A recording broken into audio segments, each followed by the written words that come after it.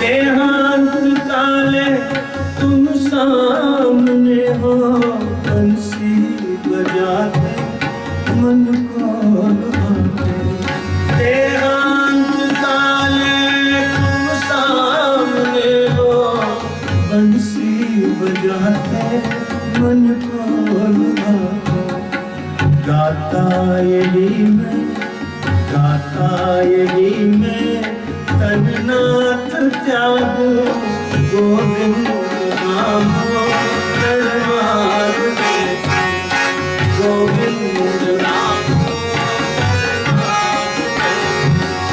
प्यारे जरा तुम मन में विचारो, क्या साथ लाए क्या ले चलोगे। प्यारे जरा तुम मन में विचारो, क्या साथ लाए क्या ले चलोगे। जावे यही साथ सदा पुकारो, गोविंद नाम दरबार में। गोविंद नाता भला क्या जग से हमारा, आए यहाँ क्यों क्या कर रहे हो। नाता भला क्या जग से हमारा, आए यहाँ क्यों क्या कर रहे हो। सोचो विचारो हरि को पुकारो, सोचो विचारो हरि को पुकारो। गोविंद नाम दरबार में। गोविंद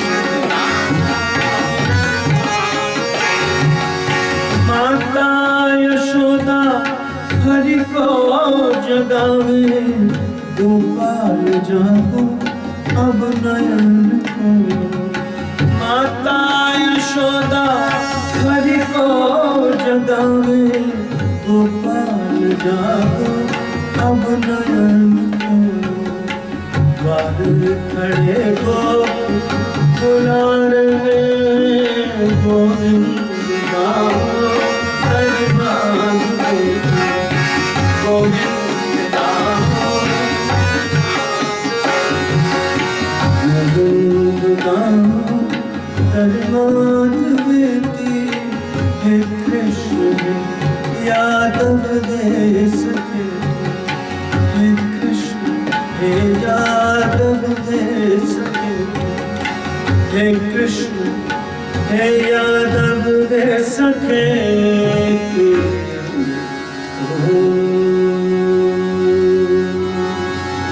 हरे राधे राधे गोविंद राधे राधे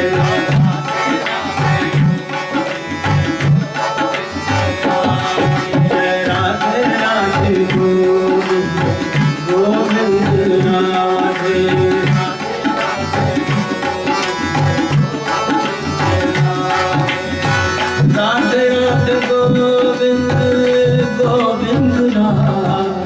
राधे राधे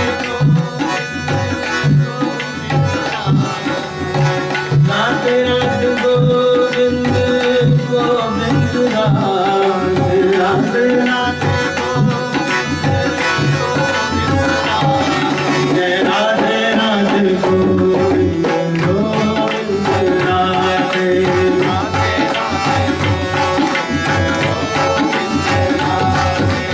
राधे राधे गोविंद।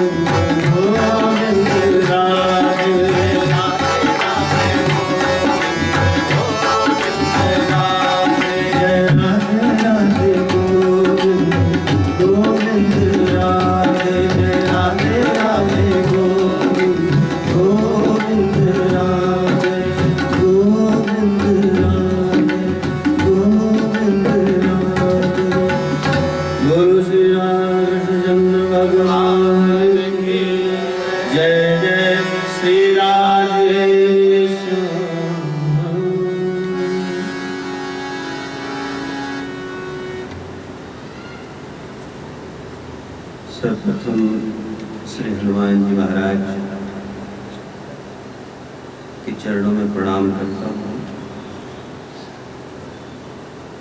सभी देवी देवता के चरणों में प्रणाम करता हूँ। ब्राह्मण देवता माता पिता गुरु के चरणों में प्रणाम करता हूँ। आप सभी के अंदर विराजमान परमात्मा को प्रणाम करता हूँ। बड़ा ही आज कथा की दूसरी दिवस है।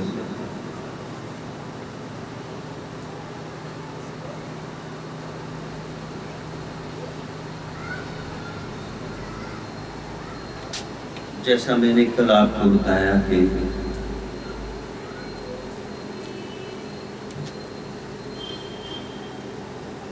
मनुष्य के अनेक जन्मों के पुण्य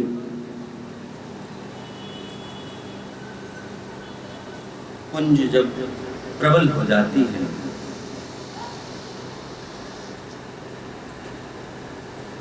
तो व्यक्ति के मन के अंदर परमात्मा की तरफ जाने की इच्छा उत्पन्न होती है।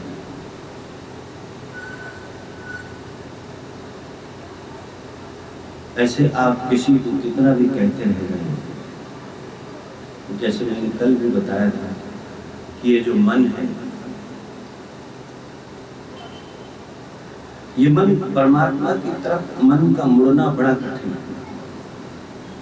और संसार में देखो सहज रूप से इसकी प्रभाव। अच्छा, उसका कारण का गजब का कारण है। आखिर मन संसार में क्यों जाता है? सहज रूप से देखो संसार में चला जाता है। सृष्टि में मन की सहज गति है, लेकिन सृष्टा की तरफ मन को ले जाना बड़ा दुष्कर लगता है। मन में प्रश्न तो होगा ही कि ऐसा काहे भगवान ने बनाया। असल में इसमें परमात्मा का कोई दोष है नहीं। आप देखो, अगर आप पूरे शरीर को चीर फाड़ के रख दें, उसमें आपको सब कुछ मिलेंगे लेकिन मन नहीं मिलेगा। अब मन है कमाल की बात है। और शरीर का कोई ऐसा जगह नहीं है, आप डॉक्टर से पूछें कि मन कहाँ रहता है तो बता नहीं पाएगा कि मन रहता कहाँ। लेकिन सारा संचालन मन कर रहा है, कमाल की बात है। और मन मिलेगा नहीं। तो थोड़ा आप जब ये समझ लें कि मन बनता कैसे है, जैसे आप एक शब्द सुनते हो ना, ब्रह्मचारी। तो ब्रह्मचारी होने का मतलब हम लोग एक ही अंदाज लगाते हैं कि जिसने विवाह न किया हो वो ब्रह्म। लेकिन असल में ब्रह्मचारी शब्द को ही देखो, ब्रह्मचारी जो सदा ब्रह्म का चिंतन करता हो। जैसे वो अगर आंख से जिस चीज को देखता हो उसको परमात्मा समझे, कानों से जिस चीज को सुनता हो वो ऐसा सोचे कि परमात्मा की ध्वनि, जिस चीज को स्पर्श करता हो उसमें उसकी परमात्मा बुद्धि हो। अपने सारे इंद्रियों से जो वो भोग करता है उसमें परमात्मा बुद्धि हो, इसका नाम है ब्रह्मचारी।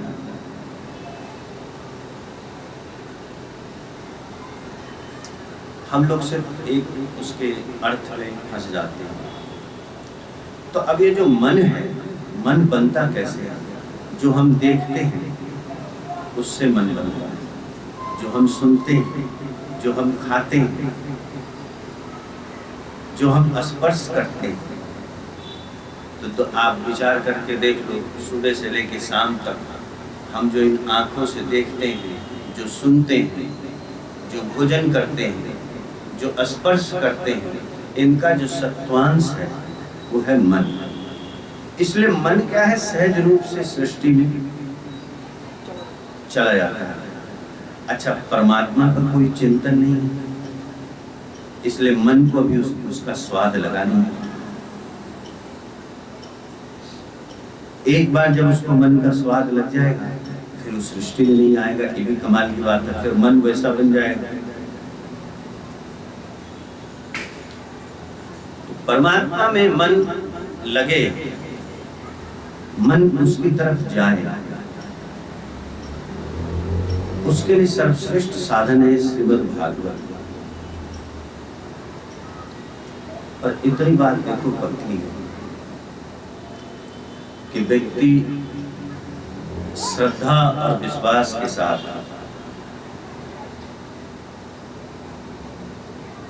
अगर इसका व्यक्ति सेवन करता है, श्रीमद् भागवत का आश्रय लेता है, तो इतनी बात पक्की है वो व्यक्ति कभी अधम नहीं हो सकता, अधम नहीं हो सकता। ये तो बात बाकी है। आप देखो अभी कथा आएगी आगे, ये जो दुर्योधन वगैरह थे कितने विरोध में थे भगवान कृष्ण के, इनसे बड़ा कौन विरोधी होगा। मगर कमाल की बात है कि इसने विरोध भी किया तो किससे किया? कृष्ण से, परमात्मा से। इसका मतलब कहीं ना कहीं इसकी बुद्धि में तो है कि हम जिसका विरोध कर रहे हैं वो परम सामर्थ्यवान है। तो जीवन में संयोग हो चाहे विरोध हो, ये अगर दोनों चीज परमात्मा ही से हो तब भी मन परमात्मा जैसे बनने लगती है। जब महाभारत जब युद्ध समाप्त हुआ तो दुर्योधन वगैरह जो सबसे पहले स्वर्ग में बड़ी ऊंची स्थान को प्राप्त हुआ, अभी वर्णन आएगा आगे। तो श्रीमद् भागवत ऐसा है कि जो जीव, अच्छा और कमाल की बात आपको एक बात और बता दूं, जैसे हर युग में उपासना की, साधना की अलग अलग स्थिति रही। किसी युग में आपको हजारों वर्ष तपस्या करनी पड़ती, तब आपको प्राप्त होती थी जिसको आप चाहते हैं। मगर कली काल में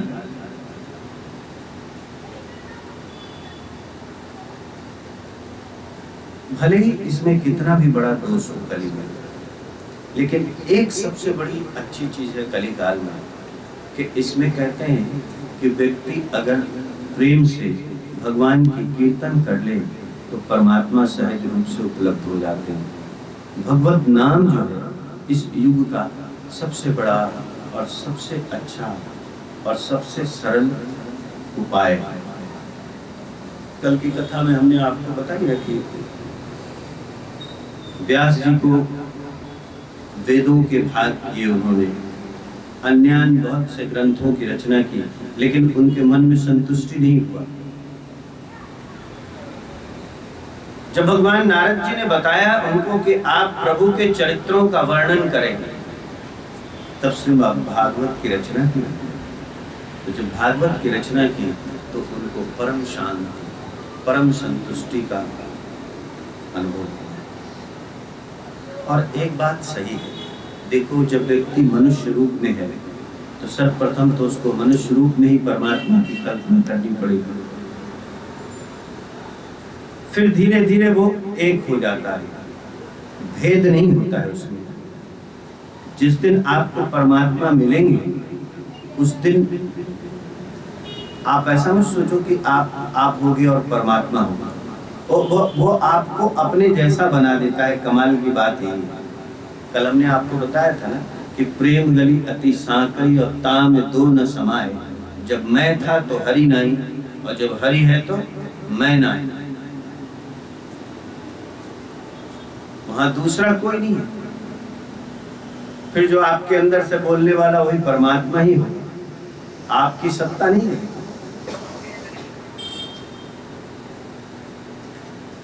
तो ये सारे जो उपलब्धि है ये श्रीमद् भागवत के माध्यम से प्राप्त होती है और बड़ा ही आनंद का विषय है। आप लोग श्रीमद् भागवत श्रवण कर रहे हैं।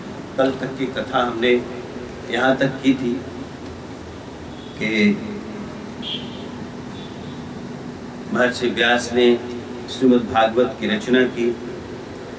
नारद जी महाराज दासी पुत्र थे, उन्होंने अपनी पूरी कथा सुनाई, कैसे कैसे उनको परमात्मा के दर्शन हुए, भगवान के दर्शन हुए कुछ क्षण के लिए।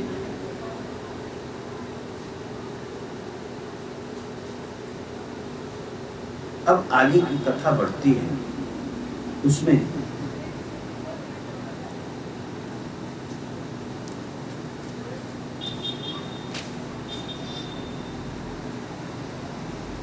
द्रौपदी के सोए हुए पुत्रों का हनन करता है अश्वत्थामा।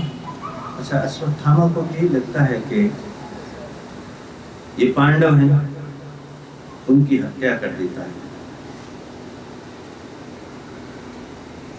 बड़ी विकराल स्थिति उत्पन्न हो जाती है। अर्जुन दौड़ते हैं, पकड़ के भी लाते हैं, लेकिन उनकी माँ उनको माफ कर देती है। कहती है ब्राह्मण है और एक तो गुरुपुत्र है। मगर भगवान श्री कृष्ण बहुत नाराज होते हैं, उसके मान का हनन करते हैं। फिर कथा आगे बढ़ती है। एक कथा लेने के बाद हम लोग फिर विष्णु की स्तुति में प्रवेश करेंगे। आज की कथा थोड़ा वहीं पे आपको सुनाऊंगा। भगवान श्री कृष्ण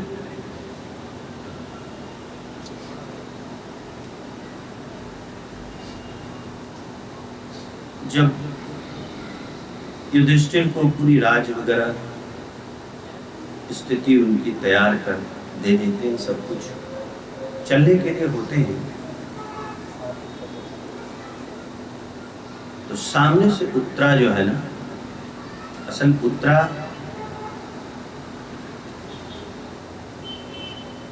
के गर्भ में परीक्षित और उनपे ब्रह्मास्त्र छोड़ दिया। अब उत्तरा जो है बड़े आर्त भाव से पाहि पाहि महायोगिन देव देव जगतपति पाहि पाहि, ये जो है ना, जैसे भगवान को याद करती है, बुलाती है श्री कृष्ण को। और श्री कृष्ण भी कैसे दयालु है। देखो, एक अंगूठे का आकार धारण करके और भगवान गर्भ में प्रवेश कर जाते हैं और प्रवेश करके चारों तरफ से ब्रह्मास्त्र से रक्षा करते हैं परीक्षित की। परीक्षित वहां उनका दर्शन करता है। भगवान वहां भी उत्तरा की मनोकामना पूरी करते हैं, उसकी रक्षण होती है। लेकिन एक दिन की बात है कि युधिष्ठिर बड़े अंदर से दुखित लग रहे हैं। महाभारत की लड़ाई पूरी हो चुकी है और दुखित इसलिए लग रहे हैं युधिष्ठिर। उनको लगता है कि इतने लोग मरे, कौरव के इतने लोग मरे, बड़े बड़े महापुरुष लोग मरे, कहीं ना कहीं इनके मृत्यु का कारण मैं तो नहीं, इस सारा दोष मुझे तो नहीं लगेगा। इसलिए उनके मन में बड़ा एक हीन भावना आ रही थी। देखो, ऐसा है, जो बड़े सोच के लोग होते हैं, उनसे छोटी मोटी भी गलती हो जाए तो उनके मन में बड़ा ग्लानि होती है। सठ की बात नहीं, लेकिन ये लोग बहुत बड़े महापुरुष लोग थे। अब आप सोचो ना, जो कृष्ण के साथ खेलते हो वो कैसे लोग होंगे। तो महाराज युधिष्ठिर जो है ना, भगवान श्री कृष्ण के पास पहुंचते हैं। तो भगवान श्री कृष्ण के पास पहुंचते हैं तो देखते हैं कि भगवान श्री कृष्ण आंख बंद किए हुए ध्यान कर रहे हैं। देखो, साक्षात पारब्रह्म परमात्मा है, परमेश्वर है, वो ध्यान कर रहा है। भगवान श्री कृष्ण की आंखें नम हैं। युधिष्ठिर जाके उनके पास बैठते हैं। जब भगवान कृष्ण आंख खोलते हैं तो युधिष्ठिर पूछते हैं कि प्रभु, आपकी आंखों में आंसू क्यों है, क्या कारण है। देखो, भगवान श्री कृष्ण कहते हैं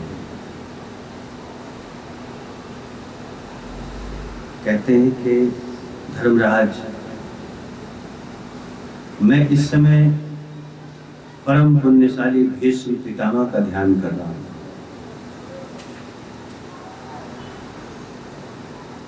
वो मुझे अत्यंत प्रिय है, इसलिए कि वो भी मुझे ध्यान कर रहे हैं। और कृष्ण समझा, कृष्ण तो थोड़ा धर्मराज के मन की बात जान गए थे कि किसी वजह से इसका मन व्यथित है। भगवान श्री कृष्ण ने कहा कि आपको दर्शन करना चाहिए भीष्म। युधिष्ठिर पहुंचते हैं जहां सर सैया पे भीष्म लेटे हैं। देखो भीष्म एक ऐसा व्यक्तित्व है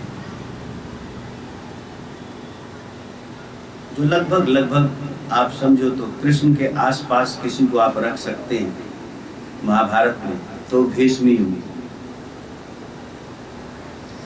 ओवरऑल की बात कर रहा हूं मेरी दृष्टि से।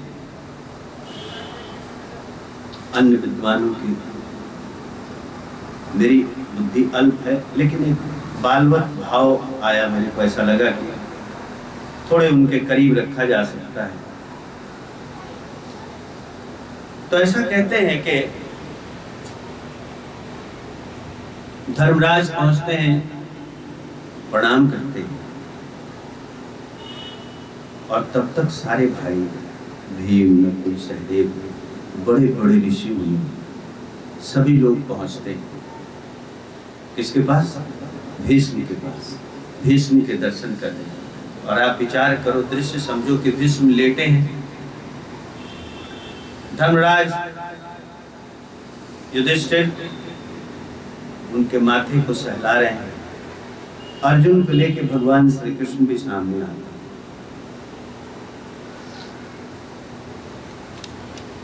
और जब कृष्ण को देखते हैं भीष्म, सामने कृष्ण सर के पास युधिष्ठिर।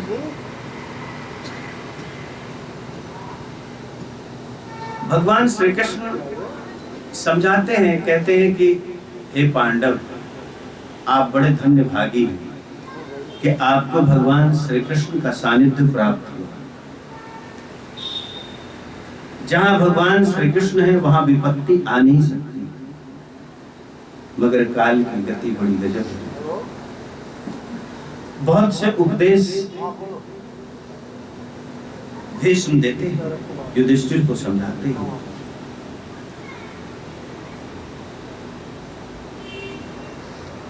बहुत से इतिहास समझाते हैं, वर्ण धर्म समझाते हैं, आश्रम धर्म, भगवत धर्म, स्त्री धर्म,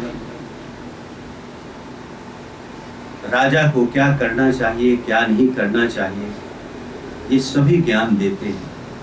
और धीरे धीरे जब ये सब ज्ञान देने के बाद अब जो है ना, भीष्म थोड़ा सब तरफ से नजर हटाते हैं। अच्छा, एक बात ध्यान रखो आप कि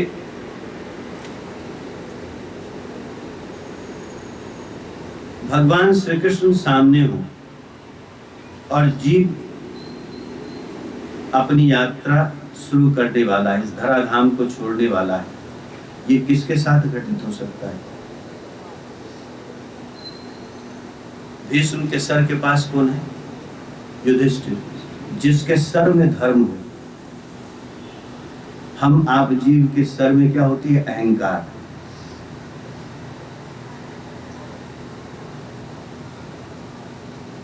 जिसके सर में धर्म हो, युधिष्ठिर है ना, धर्म के स्वरूप है।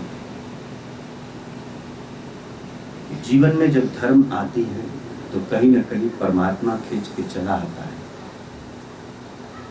धर्म को जो व्यक्ति धारण करता है तो उसमें कुछ ऐसे विलक्षण संयम आ जाते हैं। उस संयम की डोर ऐसी है कि जिसमें कहीं ना कहीं परमात्मा भी बाधित हो जाता है, उसको लगता है कि इसके पास जाना चाहिए। अब इन सबों को देखने के बाद भीष्म अब सब तरफ से नजर हटा के और सामने जो कृष्ण है उस कृष्ण की तरफ नजर करते हैं।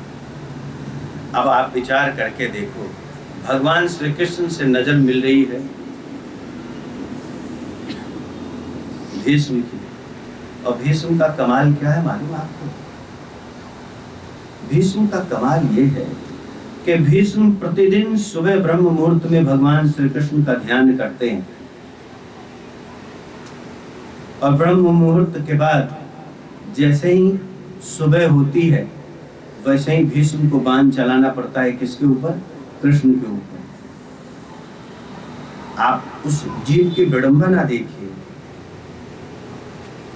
कि सुबह जिसका ध्यान कर रहा हो, जिस परमात्मा का,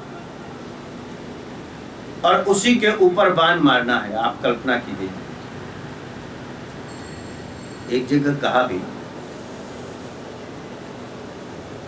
जब एक दिन की बात है कि दुर्योधन जो है ना वो भीष्म के पास पहुंचता है और भीष्म को कहता है पितामह,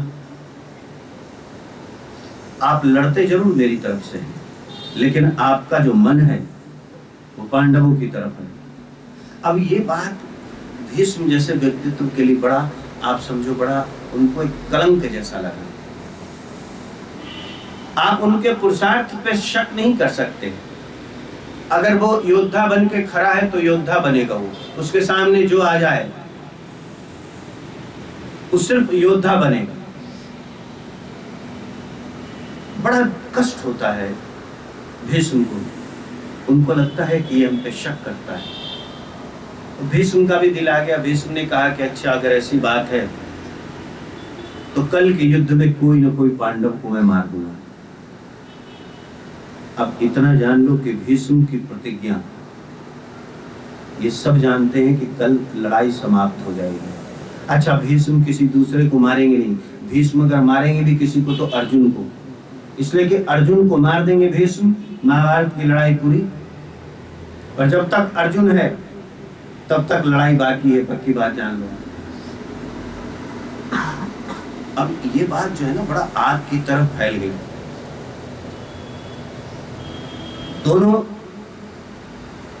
शिविर में ये बात फैल गई कि भीष्म ने प्रतिज्ञा कर लिया है कि कल पांडवों में से किसी न किसी को मैं समाप्त कर दूंगा। अच्छा, सब लोग के बीच में तो ये बात गई है, भगवान श्री कृष्ण ने भी सुना। अब भगवान श्री कृष्ण का मन बेचैन। भगवान श्री कृष्ण भीष्म के वचनों के सामर्थ्य को पहचानते हैं। अच्छा, आपको एक बात बताऊं कि अच्छा, अर्जुन को कोई उससे ऐसा कहते हैं पूरे महाभारत में पूरा चादर तान को जो है ना उसी दिन बहुत अच्छे से सोया हो, जबकि अर्जुन को मालूम है कि भीष्म ने प्रतिज्ञा की है, उनकी प्रतिज्ञा टल नहीं सकती। कमाल की बात देखिए। अच्छा, पूरी रात जो है ना वो कृष्ण जो है ना बरामदे में टहल रहे हैं। कृष्ण की हालत बेचैन है, अर्जुन सोया है। जिसके ऊपर काल आने वाला है उसको कोई चिंता नहीं, उसको मालूम है कि जब तक कृष्ण है तब तक काल का प्रवेश।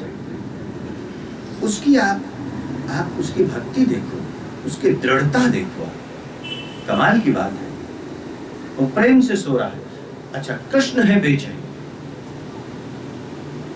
वो आधी रात को पहुंचते द्रौपदी के शिविर में जाते हैं। द्रौपदी भी घबराई, उसको कहते हैं चल मेरे साथ।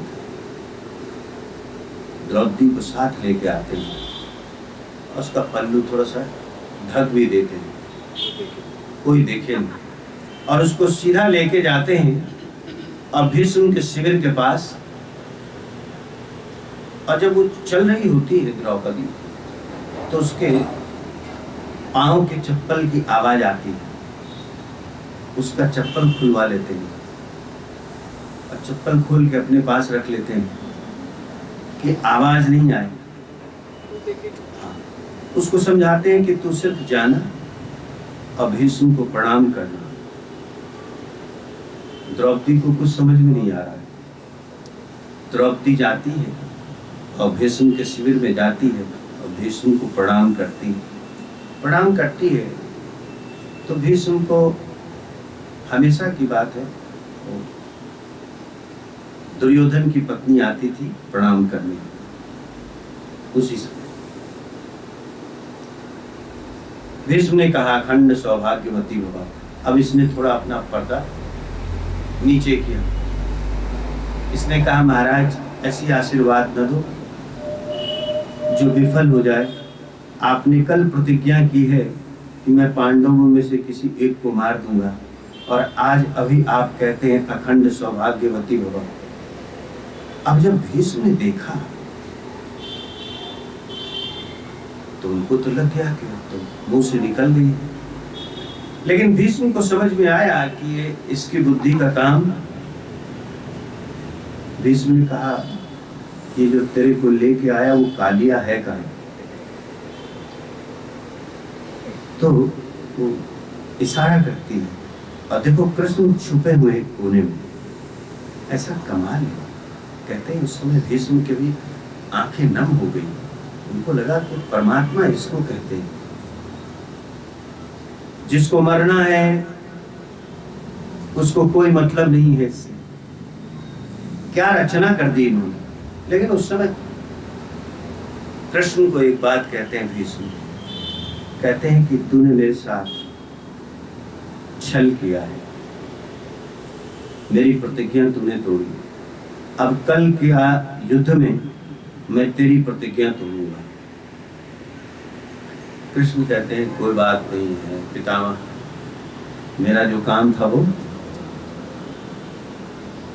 परमात्मा ये सारी चीजें, परमात्मा की जो सारी चीजें हैं वो भीष्म के आंखों के सामने उस समय गुजर रही है। और सामने देखो भीष्म के सामने भगवान कृष्ण। कमाल की बात है आखिरी समय में और परमात्मा सामने खड़ा हो, इससे बड़ी और इससे सौभाग्यशाली मृत्यु क्या हो सकती है। तो मृत्यु हो भी नहीं सकती, तो मृत्यु है भी नहीं। भगवान श्री कृष्ण सामने है। अब सब तरफ से भगवान भीष्म जो है ना अपनी दृष्टि हटा के और उसमें एकाग्र करते हैं। इसमें कृष्ण है और बड़ी अच्छी बात कहते हैं कृष्ण कहते हैं, कृष्ण को कहते हैं भीष्म, कहते हैं कि हे कृष्ण मेरी एक पुत्री है, मैं ऐसा चाहता हूं कि आप उसका वरण कर लो। अब भीष्म तो ब्रह्मचारी, इनकी पुत्री आई कहां से।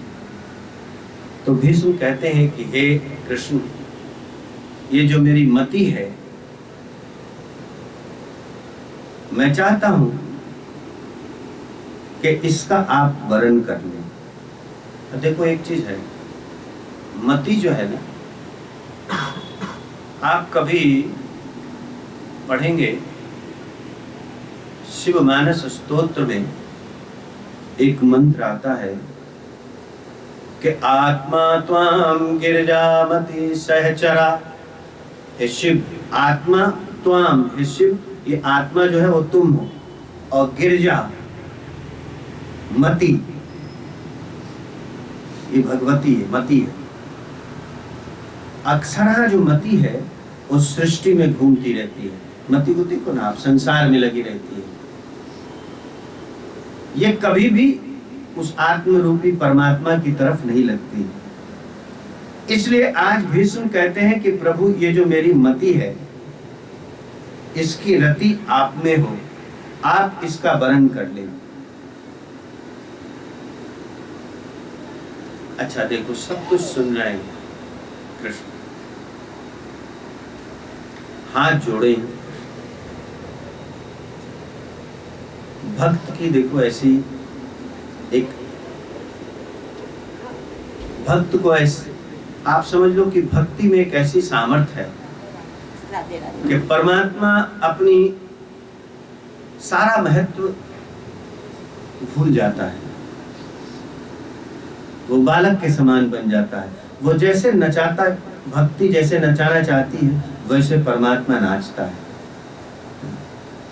कृष्ण के मन में आया ना कि जाके भीष्म से मिले, भीष्म ने बुलाया नहीं। ये अलग बात है कि भीष्म ने ध्यान किया तो भगवान भी ध्यान कर रहे थे। इसका मतलब इतना ही है कि आप ऐसा मत सोचना कि आप परमात्मा का ध्यान कर रहे हो तो परमात्मा देख नहीं रहा, सुन नहीं रहा। आप जितना देर परमात्मा का ध्यान करते हैं उतनी ही देर परमात्मा भी आपका ध्यान करता है, ये पक्का जान लो आप।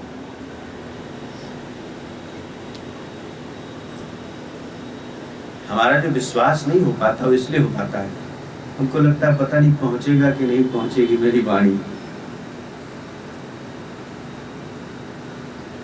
जब इधर भीष्म ध्यान कर रहे हैं कृष्ण का, तो कृष्ण भी उनका ध्यान कर रहे हैं। कहते हैं, भीष्म बोलते हैं कि हे प्रभु, हे कृष्ण,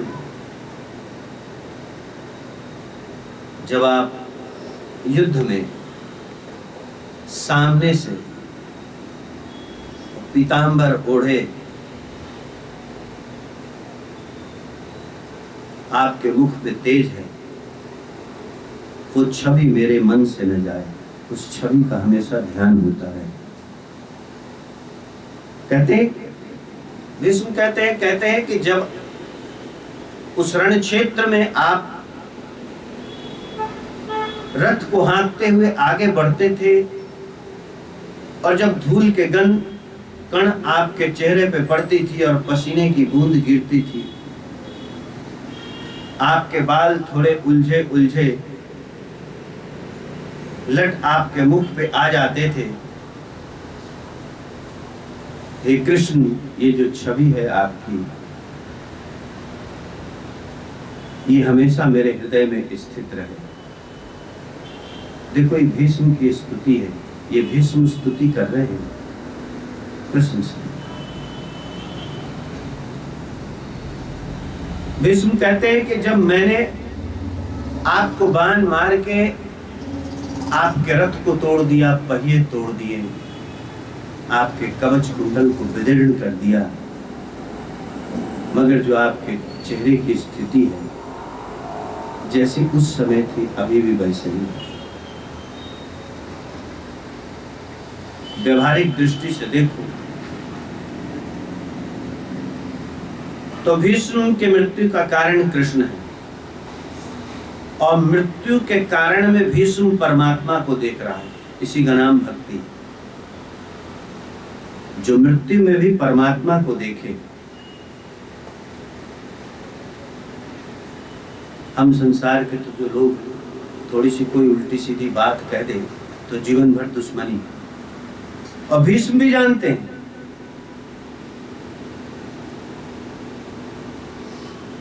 कि बिना कृष्ण के मुझे कोई मार नहीं सकता था। अच्छा, भीष्म को देखो, भीष्म को मालूम है कि इसी की वजह से मेरी मृत्यु हो रही है, लेकिन उस काल में वो उसी परमात्मा को देख रहे हैं जिसका ध्यान करते हैं। इसलिए महापुण्यशाली लोग हैं। कथा कहूंगा तो फिर बड़ी लंबी हो जाएगी। असल में वसु थे, इनको श्राप प्राप्त हुआ, इसकी वजह से धराधाम पे आए थे।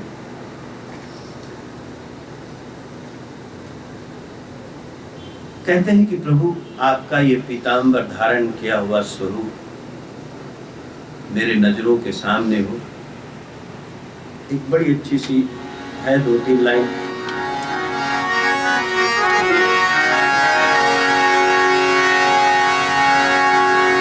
पीतांबरी कसे छवि मन में ये बसी, होठों पे कुछ हंसी हो जब प्राण तन से निकले। गोविंद नाम लेकर जब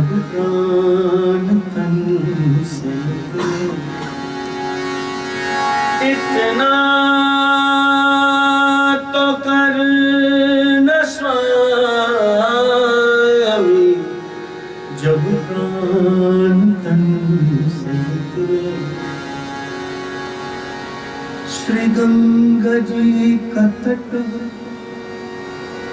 यमुना का बंसी बट मेरा सावरा निकट हो जब प्राण तन से निकले गोविंद नाम लेकर जब प्राण तन से निकले इतना तो कर न स्वामी जब प्राण तन से निकले। एक भक्त की है अर्ज खुद गर्ज की है गर्ज अब आगे तुम्हारी मर्जी जब प्राण तन से निकले इतना तो कर न स्वामी जब प्राण तन से निकले। जय जय राधा रमण जय जय राधा रमण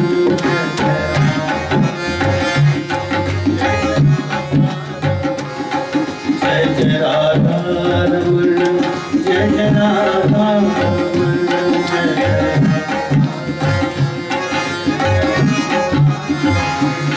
जय जय राधा रमण जय जय राधा रमण जय जय राधा रमण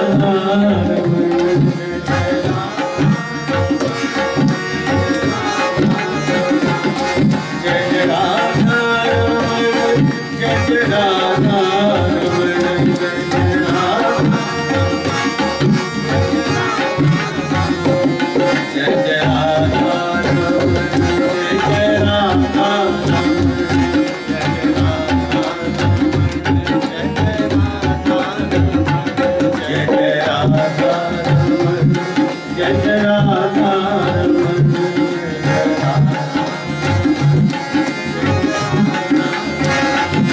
जय जय राधा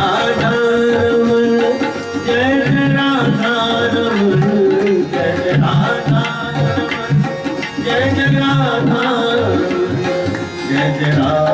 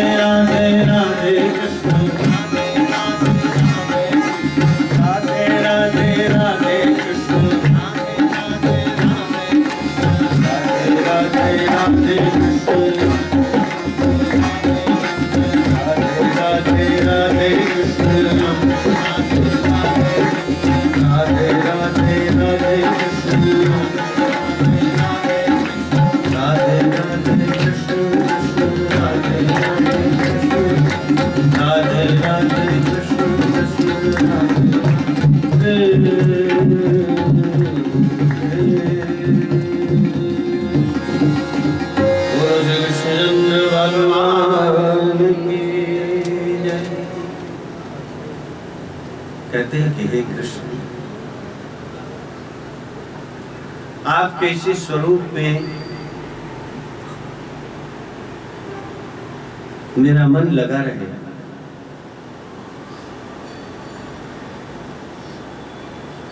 भीष्म कहते हैं कि हे कृष्ण, जब ये महाभारत की लड़ाई शुरू हो रही थी, आप दोनों सेनाओं के बीच में जब रथ लेके गए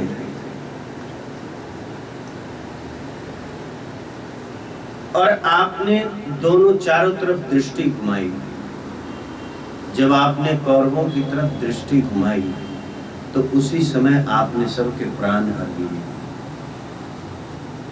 एक कवि ने कहा कि जब महाभारत की लड़ाई शुरू हुई थी, आप सबको मालूम है, अर्जुन कहता है कि भगवान रथ को बीच में ले चलिए, हम देखना चाहते हैं कि किनसे मुझे युद्ध करना है। तो भगवान जब लेके जाते हैं तो भगवान कृष्ण के एक आंख में हलाहल विष है समझो तो, और एक आंख में अमृत। उन्होंने उसी समय पूरी नजर घुमाई कौरवों की तरफ और सबका तेज छीन लिया, आकर्षित कर लिया। कृष्ण शब्द का अर्थ जो है ना, वो थोड़ा आप लोग तो कथा सुने हुआ है। कृष्ण शब्द का अर्थ है कर्षयति आकर्षयति थी, कृष्ण जो आकर्षित कर ले, जो खींच ले। तो जब कौरवों की तरफ कृष्ण ने नजर घुमाई तो उसी समय सबकी आयु छिन्न कर दी, और जब पांडवों की तरफ भगवान ने नजर घुमाई तो उस आंखों में अमृत था। आपने देखा भगवत गीता में पहले ही भगवान ने अर्जुन को दिखा दिया विश्व रूप में कि देखिए जिनको जिनको तू योद्धा समझता है ना, इनको सबको पहले मैं मार चुका हूं। वही बात बोलते हैं भीष्म, कहते हैं कि प्रभु आपने तो फैसला उसी दिन कर दिया था जब आपने एक हलाहल भरे आंखों से सारे शत्रु पक्ष की ओर देखा और अर्जुन की थोड़ी युद्ध से बुद्धि विमुख हो रही थी, उसको भी आपने भगवत गीता सुना के उसको युद्ध में रत किया, उसकी शंकाओं का समाधान किया। ये सब देखो सारी चीज भीष्म को इस समय याद आ रहे हैं, इसलिए कि परमात्मा सामने। कहती है कि हे प्रभु आप बड़े भक्त वत्सल हैं, बड़े दयालु हैं। आपकी भक्त वत्सलता यही है कि मैं तो कोई आपका भक्त नहीं हूं, मगर मैं आपके भक्त से संबंधित हूं पांडवों के साथ, इसलिए मेरे आखिरी समय में भी आप मुझे दर्शन देने आए। ये आपकी दयालुता है। और देखो एक बात है, परमात्मा जो है, आप कभी रामायण का पाठ करेंगे तो सुंदर कांड में और ऐसे भी और भी जगह भगवती सीता जो है ना, जब भी कभी राम को बुलाती थी तो एक शब्द का उपयोग करती थी,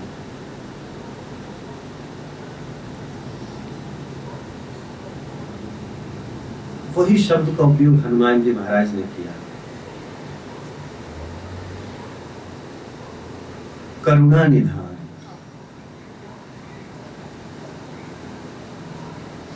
जब हनुमान जी महाराज पुष्प वाटिका में जाते हैं तो सीता जी को थोड़ा सा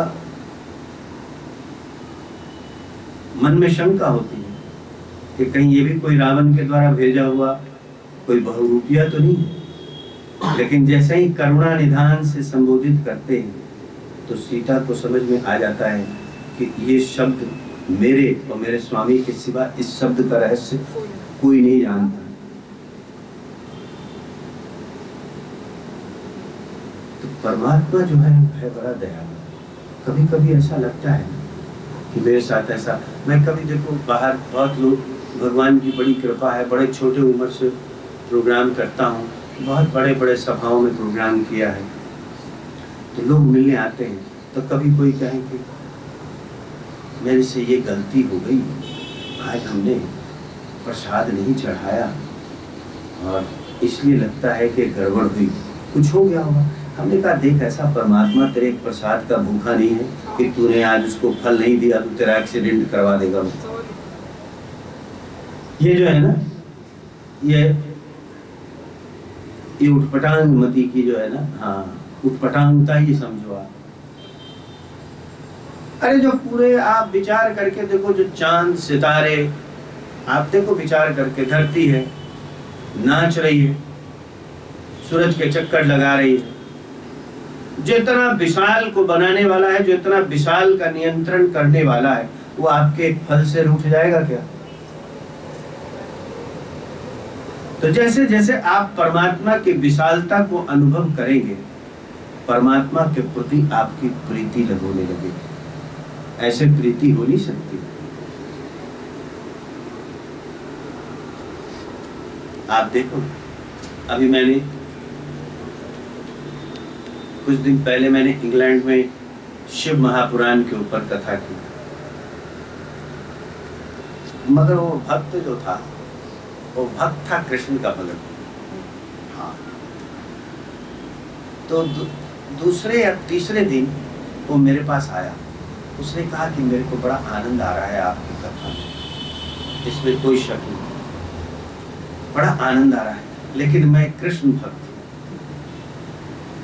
तो हमने कहा कि क्या? तो उसने कहा कि आप कुछ ऐसा शिव का वर्णन कर रहे हैं, ये क्या अंतर है शिव में और उनमें? हमने कहा इसके बाद भागवत भी करूंगा, तो चिंता मत कर। उसके बाद हमने वहां भागवत भी की थी, वो बड़ा प्रसन्न हुआ वो। मगर देखो होता क्या है कि कभी कभी आपको लगता है ना, आप देखते हो ना कि जैसे शिव महापुराण आप पढ़ेंगे तो आपको लगेगा कि सृष्टि की रचना भगवान शिव ने की। भागवत पढ़ेंगे तो आपको पता चलेगा कि भगवान इनके द्वारा सृष्टि है। देवी भागवत पढ़ेंगे तो आप उसमें देखेंगे कि देवी के द्वारा सृष्टि है। तो किसको आप मानेंगे सत्य? असल में बात क्या है कि देखो, जिनको हम कृष्ण समझते हैं, जिनको हम शिव समझते हैं, जिनको हम देवी समझते हैं, वो असल में खाली नाम अलग अलग है, तत्व एक ही। जैसे आप विचार करके देखो, आप हैं, राम हैं,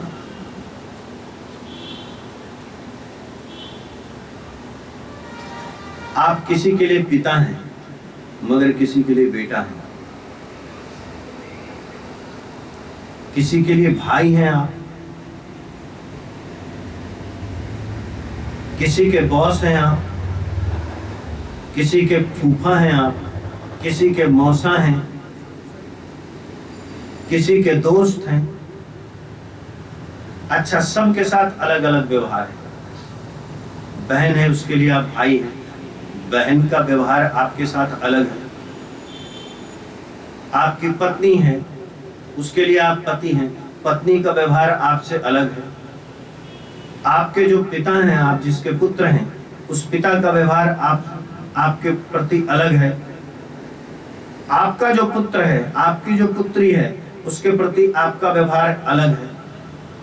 आप हो एक, लेकिन आपके कितने रूप हैं? तो उसी तरीके से तत्व तो आप एक ही, व्यवहार अलग अलग है। इसलिए मन में ये संकोच नहीं रखना चाहिए कि शिव बड़े हैं कि कृष्ण बड़े हैं, हा? तत्व सब एक ही, खाली उनका उस काल में नाम हो। तो भगवान दृश्य वहीं पे रहे कि देखो भीष्म, आज ये भीष्म, इसके बारे में लिखता है कि संवाद श्रवण करना अपने आप में इतना पुण्यमय है कि सारे पाप क्षय हो जाते हैं। ये जो भीष्म स्तुति है, इसके बारे में कहते हैं कि जो व्यक्ति जो अपने जीवन काल में अगर भीष्म स्तुति को श्रवण कर लेता है, मृत्यु के बाद उसकी दुर्गति नहीं होती, उच्चतम पद प्राप्त करता है। आज भी परंपरा है कई एक जगह में, जब व्यक्ति अपने संपूर्ण जीवन को पूर्ण कर देता है, आखिरी सीढ़ी होती है अलग लोक की, तो भीष्म स्तुति की पाठ की जाती है। भीष्म स्तुति इतना पुण्यमय है इसलिए कि इसमें एक ऐसे महापुरुष जो भीष्म है, तो भीष्म को ऐसा नहीं सोचो, भगवान कृष्ण अगर शेर की तरह सामने थे तो ये हाथी की तरह उनके सामने थे।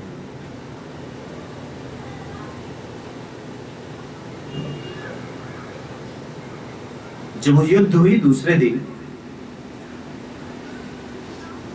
तो भीष्म ने ऐसा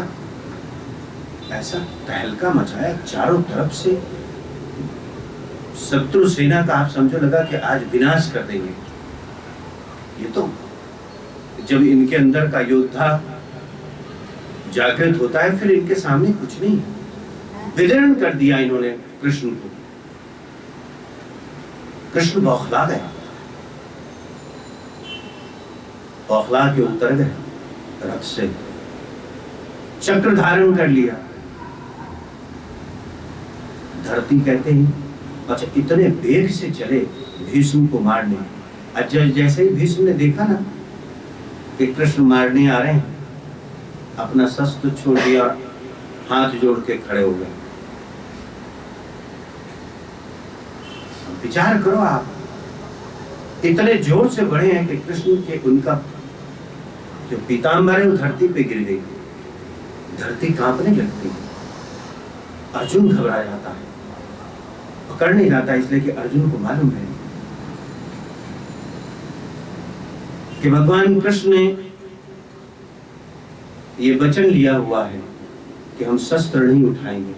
अर्जुन को लगता है कि मुझे कलंक लग जाएगा कि मेरे रहते हुए भगवान को शस्त्र उठाना पड़ गया। दौड़ता है पकड़ना, भगवान भी क्रुद्ध में ऐसे और हाथ जोड़ के खड़े। उनका काम पूरा हो गया भीष्म का। भीष्म ने कहा था कि तुझसे शस्त्र उठवा दूंगा, शस्त्र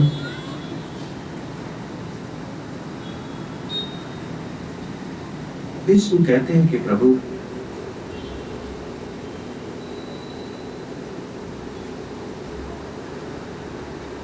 आपकी जो वो छवि है, जो चक्र लेके आप मेरे को मारने को उद्यत हुए, ये छवि है, वो छवि हमारे हृदय में सदा बनी रहे। अब भीष्म की नजर कहीं इधर उधर कहीं नहीं, आखिरी समय है, वो काल आ गया, वो समय आ गया जो भीष्म महाप्रयाण करने वाले हैं। सामने कृष्ण है, क्या पुण्यात्मा रहा होगा जिसके सामने साक्षात भगवान श्री कृष्ण हो। इच्छा मृत्यु है, एक सामान्य व्यक्ति को इच्छा मृत्यु प्राप्त हो जाए तो वो पूरी दुनिया को चाहेगा कि हम लूट लें, सारे सामर्थ्य को लूट लें, मेरे सामने कोई ना हो। सहज रूप से जिसका मन सृष्टि में लगा हुआ है उसकी बात करते हैं। लेकिन इन्होंने अपने वरदान जो है इच्छा मृत्यु की वरदान को भी कैसा फलित किया। अपने इच्छा मृत्यु के वरदान को इन्होंने ऐसा सोचा कि कृष्ण सामने हो और बंसी बजाते मन को लुभाते। भगवान की इसी तरीके से भगवान भीष्म पितामह बड़े प्रेम से कहते हैं कि हे प्रभु, आपका ये दिव्य स्वरूप देख के मेरी कंठ अवरुद्ध हो गई। भगवान श्री कृष्ण को स्तुति करते करते अपने छंदों से, अपनी वाणी से भगवान कृष्ण को पुष्पांजलि अर्पित करते करते, और एक तेज निकलती है भीष्म से, वो जाके कृष्ण में समा जाती है, भगवान श्री कृष्ण में समा जाती है।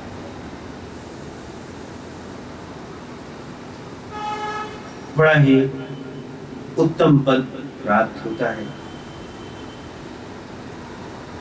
इतनी बात जरूर है कि परमात्मा के जो शरणागत हो जाता है, जो परमात्मा की शरण में चल जाता है, तो एक बात तो उसकी गारंटी है कि अगर वो श्रद्धा और विश्वास के साथ परमात्मा की शरण ग्रहण करता है, तो उसने जो कल्पना न भी किया हो वो भी प्राप्त हो जाता है। कल की कथा में मैंने आपको बताई थी कि मनुष्य जीवन की जो पूर्णता है वो ऐश्वर्य की उपलब्धि और ईश्वर की अनुभूति में है। आपके जीवन में ऐश्वर्य भी होनी चाहिए और ईश्वर की अनुभूति भी होनी चाहिए, तब जीवन पूर्ण है। खाली ऐश्वर्य हो तो जीवन पूर्ण नहीं है। मैं कहीं नॉर्थ अमेरिका की साइड में, आप एग्जैक्ट जगह ध्यान नहीं है मेरे को, मगर वहाँ मैं कहीं बोल रहा था इसी विषय के ऊपर। हमने कहा कि देखो, किसी आदमी के पास बहुत पैसा है मगर वो परमात्मा को नहीं मानता है। एक बात मानना, उसको भरोसा ही नहीं है परमात्मा में। शेयर मार्केट का समझो कोई बड़ा ड्रैगन है, एक बैग सारी शेयर गिर गई, अब वो इस धक्के को संभाल नहीं पाता है, वो कूद के जान दे देगा। आप देखते हो लोग सुसाइड कर लेते हैं। लेकिन अगर कोई परमात्मा को मानने वाला अगर कोई हिंदुस्तानी होगा, उसको लगेगा चलो यार भगवान की यही इच्छा है, आज गया कल, कम से कम आत्महत्या नहीं करेगा वो। तो सर्वप्रथम कितना बड़ा सहारा हो गया। इसलिए मेरा ऐसा मानना है, कुछ लोग अपने आप को बुद्धिमान ये कह के मानते हैं कि हम तो वैज्ञानिक हैं, हम परमात्मा को नहीं मानते। लेकिन मैं आपको बता दूं, इस जो अभी तक जब से ज्ञात है सब लोगों के बारे में, इस पृथ्वी पे वैज्ञानिकों में अगर सबसे ज्यादा किसी ने अपने ब्रेन का उपयोग किया तो उसका नाम था आइंस्टीन। अभी भी उसकी जो है ना, उसका ब्रेन रखा हुआ है कि क्या ये आदमी था। वो आदमी परमात्मा को मानता था, न्यूटन मानता था। एक बार न्यूटन अपने लेबोरेटरी में थे, तो उनके जो असिस्टेंट और जो बड़े बड़े साइंटिस्ट थे, ये सभी लोग मिले। तो न्यूटन को कहते हैं कि देखिए प्रभु, ठीक है, मगर ये जो संपूर्ण जो आप जगत देखते हैं, आकाश, चांद, तारे, इस सब का जवाब है हमारे पास, बिग बैंग से बनी, ये स्वतः बनी है, इसमें परमात्मा कहाँ है? न्यूटन कहते हैं ठीक है, कोई बात नहीं, वहां से चल देते हैं। और न्यूटन आते हैं और अपने लेबोरेटरी में इस ब्रह्मांड का, पूरा ब्रह्मांड का तो नहीं, हम जिस ब्रह्मांड में रहते हैं वो सब चीज तो बड़ा छोटा है, इंग्लिश भाषा में उसको मिल्की वे कहते हैं, मगर इसमें ही इतने सूर्य हैं, करोड़ों करोड़ सूर्य हैं जिसकी कल्पना से बाहर है, जबकि ये बड़ा छोटा ब्रह्मांड है। इसके आगे पीछे इतने बड़े बड़े ब्रह्मांड हैं जिसकी कल्पना से बाहर है, सोचा नहीं जा सकता। तो न्यूटन ने क्या किया कि अपने लेबोरेटरी में एक ब्रह्मांड का पूरा सीन क्रिएट करते हैं। पृथ्वी, सूर्य के चक्कर लगा रही है पृथ्वी, सभी ग्रहों को जितना तक हो सका उन्होंने एक मॉडल बनाया, और मॉडल बना के उसको एक टेबल पे डिस्प्ले के लिए रखा, और सारे साइंटिस्टों को बुलाया, वैज्ञानिकों को। सारे वैज्ञानिकों ने देखा, कहा अद्भुत है, हम लोग की कल्पना से बाहर है कि न्यूटन जी, आपने जो ये रचना की है वो अद्भुत है। न्यूटन ने कहा हमने रचना नहीं की बाबा, बन गया। साइंटिस्टों ने कहा ऐसा कैसे हो जाएगा। न्यूटन ने कहा जैसे तुम लोग बोलते हो कि ब्रह्मांड बन गई स्वयं से। जब एक छोटे से मॉडल को बनाने के लिए तुम मानने को तैयार नहीं हो, तो इस मॉडल का जो सत्य रूप है उसको तो कोई बनाने वाला हो। अच्छा, कमाल की बात यह है कि जैसे ही एक व्यक्ति, एक जीव परमात्मा की शरण ग्रहण कर लेता है, बहुत से दुर्गुण से ऐसे ही दूर हो जाता है, स्वतः दूर हो जाता है। परमात्मा का के करीब पहुंचने की तो बात छोड़ दीजिए, उसके नाम से ही जो शुरू करता है उसके अंदर धीरे धीरे उसका मन, चित्त, बुद्धि सब शुद्ध होने लगती है धीरे धीरे। और धीरे धीरे जब ये शुद्ध होती जाती है, जैसे ये जो अभी आपने श्रवण किया भीष्म स्तुति। भीष्म स्तुति का मतलब क्या है? स्तुति करते करते भीष्म के अंदर के जितने विकार थे सारे विकार हटते जा रहे हैं। अभी तक भी उनको ये लग रहा था कि हम भीष्म हैं, लेकिन जब वो स्तुति करते जाते हैं, जैसे जैसे स्तुति कर रहे हैं वैसे वैसे उनके अंदर का भीष्म समाप्त हो रहा है और जो उनके अंदर का कृष्ण है वो प्रकट होता जा रहा है। और जैसे ही संपूर्ण रूप से उनके अंदर का भीष्म समाप्त हुआ तो शरीर तो निष्प्राय हो गया, निष्प्राण हो गया।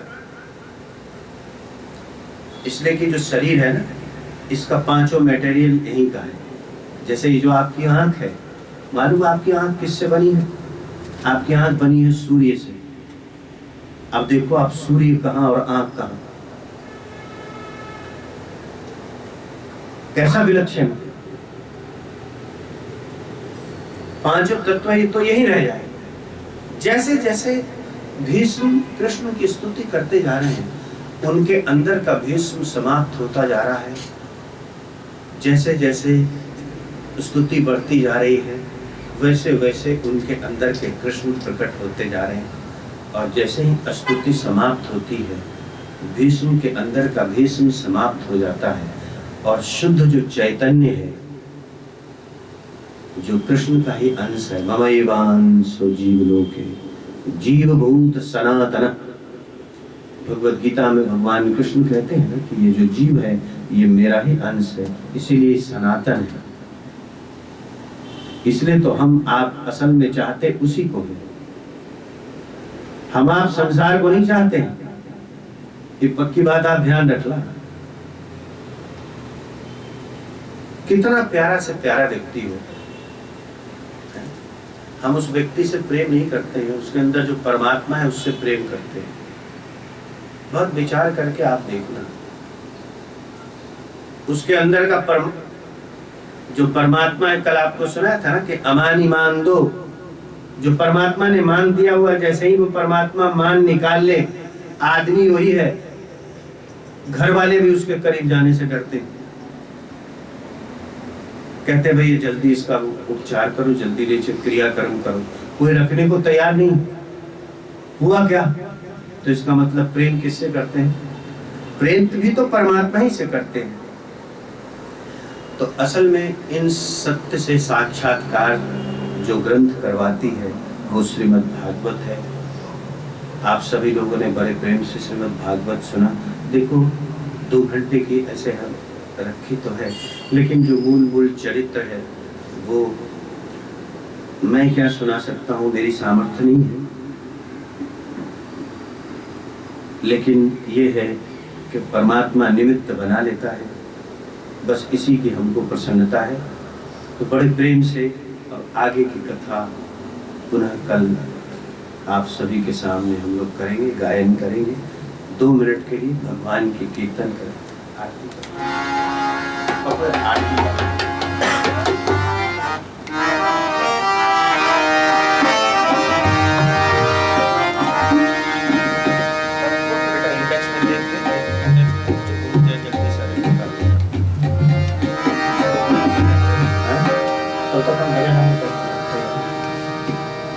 हरे राम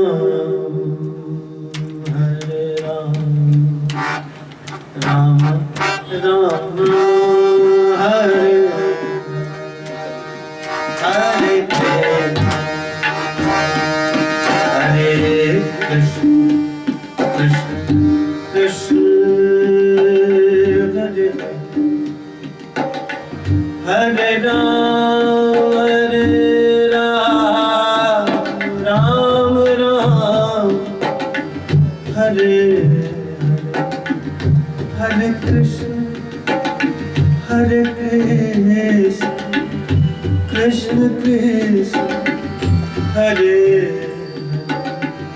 हरे राम हरे राम राम हरे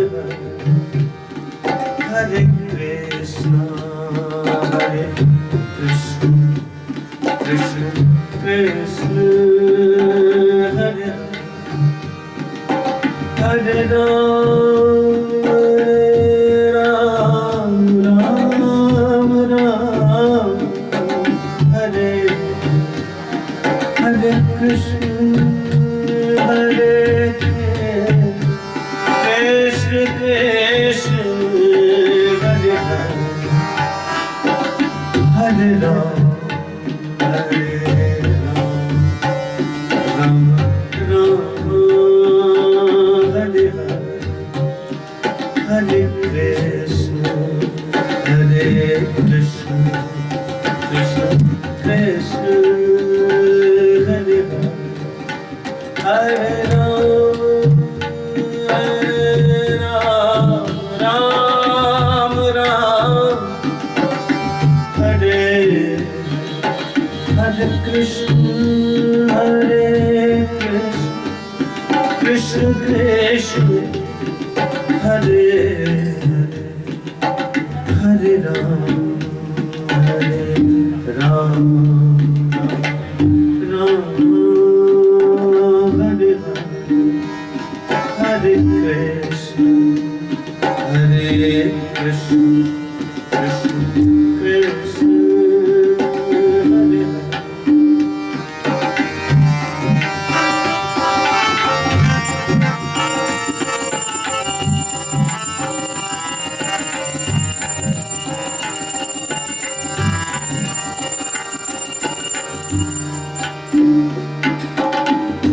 यं प्रव्रजन्तमनुपेतमुपेत कृत्यं द्वैपायनो विरहकातर पुत्रेति तन्मयतया तर्वोऽभिने तं सर्वभूतहृदयं मुनिमानतोऽस्मि।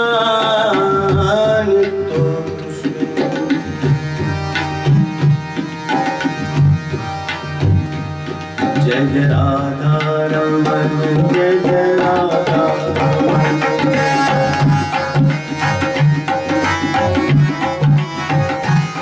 जय जय राधा रमण जय जय राधा रमण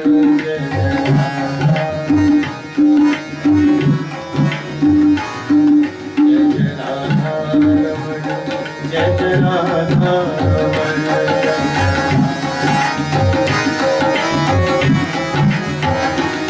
राधा रमण हरि बोल हरि बोल जय राधा रमण हरि बोल हरि बोल जय राधा रमण जय राधा रमण जय राधा रमण जय राधा रमण जय राधा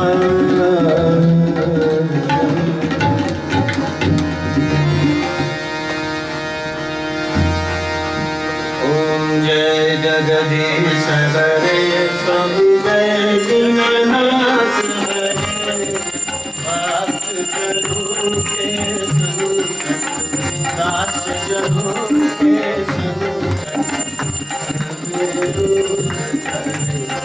ओम जय जगदीश हरे दुर्गा में पद पावे दुख बिन से मन